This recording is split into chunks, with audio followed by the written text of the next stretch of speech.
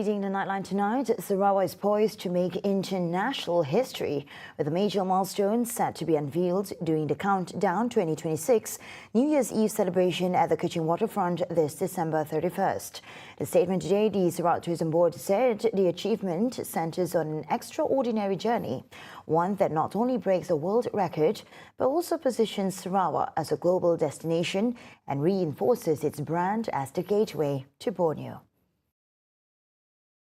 The official Guinness World Records announcement is set for New Year's Eve, putting Sarawak on the global stage as it gears up to welcome international visitors for Visit Malaysia Year 2026. Tourism, Creative Industry and Performing Arts Minister Dato Sri Abdul Karim Rahman Hamzah says the milestone signals Sarawak's readiness to enter 2026 with confidence while cementing its position as a leader in innovation-driven, high-impact tourism. The Guinness World Records announcement is expected to be a showstopper at Sarawak's Countdown 2026, hosted by the Ministry of Tourism, Creative Industry and Performing Arts. The celebration will light up the night with performances by local, national and international artists, culminating in a spectacular musical fireworks display at midnight.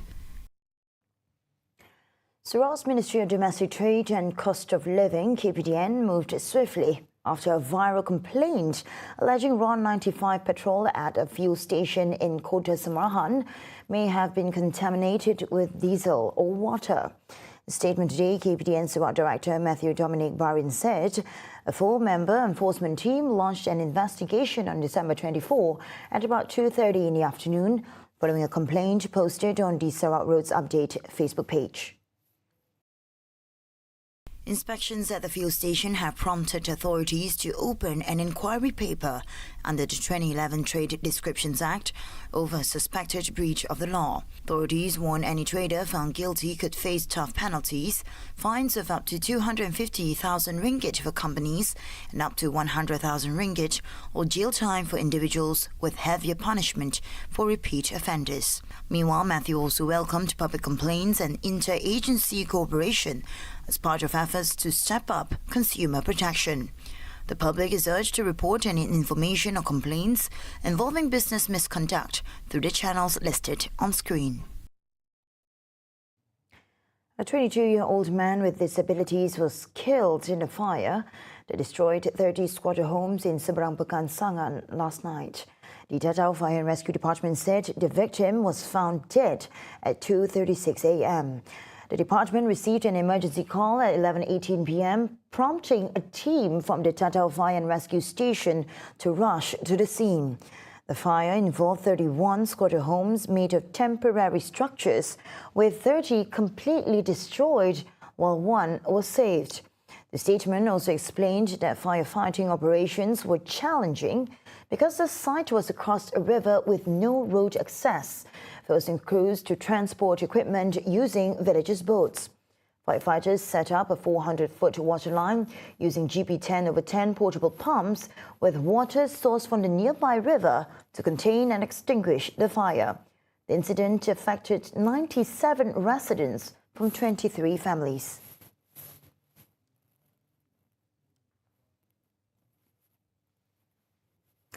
On to the next update. Malaysia has defied global economic turbulence in 2025, maintaining solid growth and stability despite tariff wars sparked by the United States and ongoing geopolitical tensions worldwide. Second Finance Minister Dato Sri Amir Hamzah Azizan said the country's resilience is anchored in its neutral trade position, open economy, and disciplined reforms that have strengthened confidence among investors and markets alike.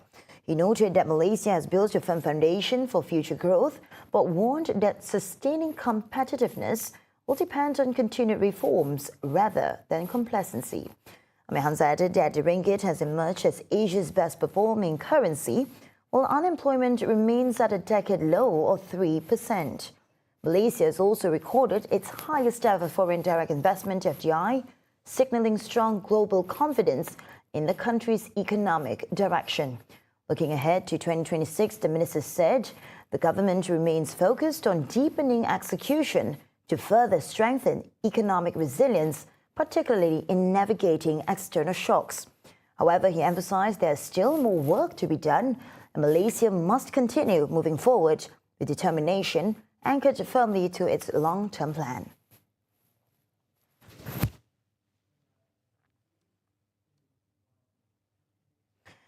And former Malaysian Prime Minister Najib Razak today was found guilty of abusing his power to blunder millions from the 1MDB Sovereign Wealth Fund and launder the proceeds.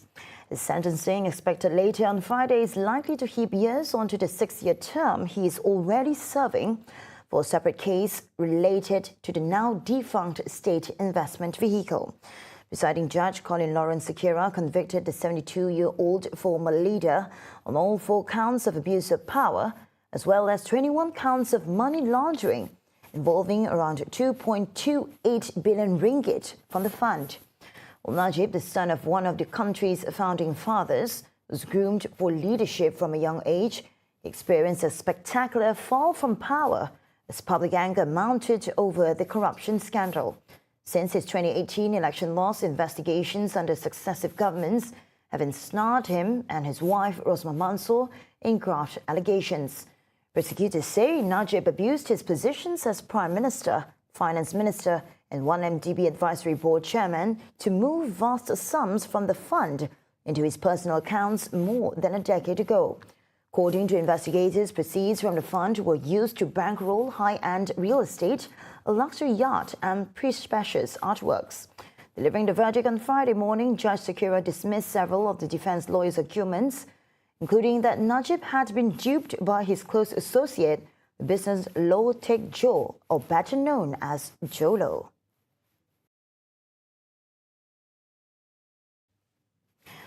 A 51-year-old man was charged in the magistrate's court today with the murder of Suri Narudin, whose body was discovered in a bag buried behind a house near Rembau. Zainizan Zainal nodded in understanding after the charge was read before Magistrate Muhammad Reza Azhar Rizali. No plea was recorded, however, as murder cases fall under the jurisdiction of the High Court.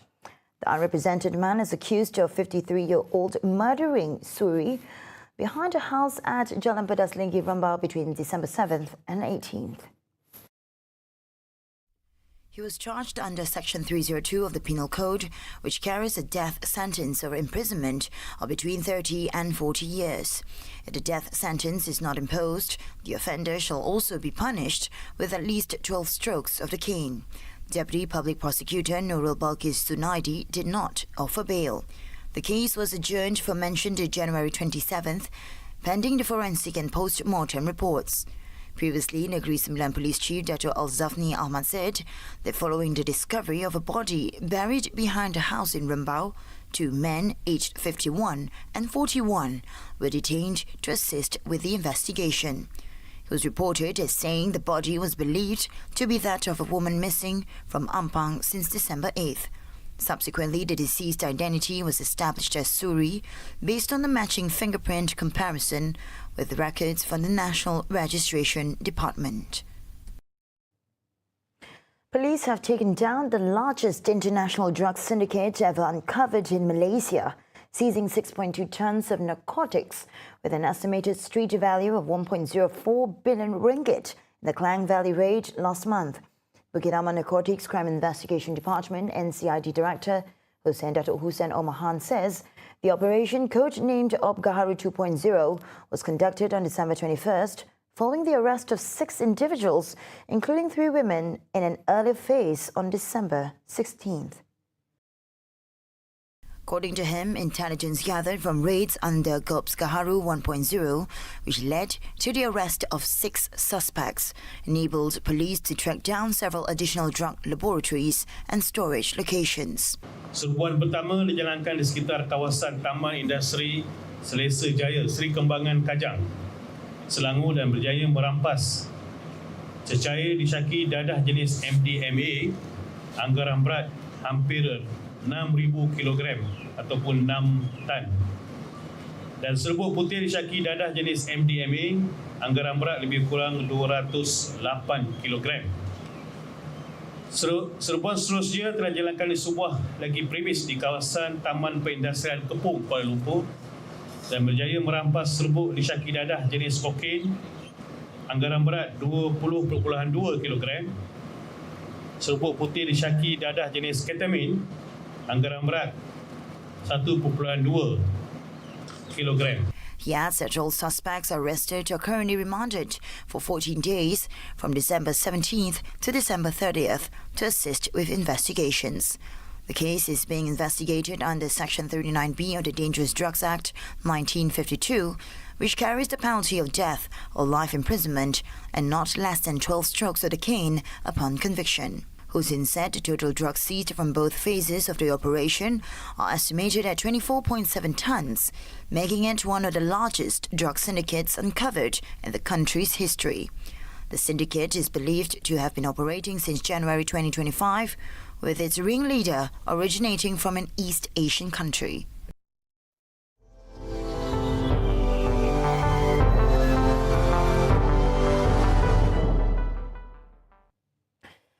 Myanmar's military portrays its general election as a path to democracy and peace, but the vote offers neither to a million Rohingya exiles robbed of citizenship rights and evicted from their homeland by force. Heavily restricted polls are due to start Sunday in areas of Myanmar governed by the military, which snatched power in the 2021 coup that triggered civil war. But for the Rohingya minority, violence began well before that. The military crackdown in 2017, sending legions of the mostly Muslim group fleeing Myanmar's Rakhine state to neighboring Muslim-majority Bangladesh.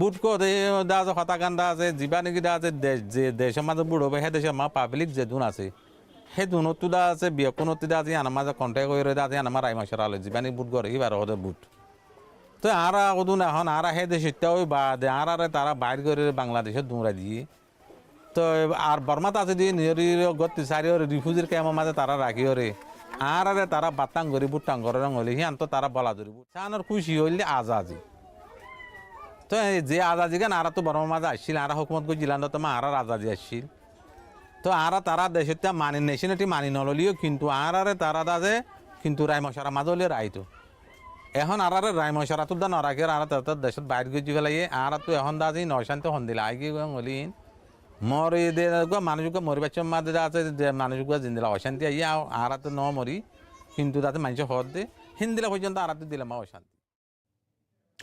The month-long election will be the third national poll since they were stripped of their voting rights a decade ago, but comes amid a fresh exodus fueled by the all-out war. Ahmed once served as the chairman of a village of more than 8,000 Rohingya in Myanmar's Mount Dao township, just over the border from Cox's Bazar in Bangladesh. Today, 1.17 million Rohingya live crammed in dilapidated camps spread over 8,000 acres in Cox's Bazar. The majority came in the 2017 crackdown, which is now the subject of a UN genocide court case, with allegations of rampant rape, executions and arson. Civil war has brought fresh violence, with the Rohingya caught between the warring military and separatist group, the Arakan Army, one of the many factions challenging the junta's rule. Both forces have committed atrocities against the Rohingya.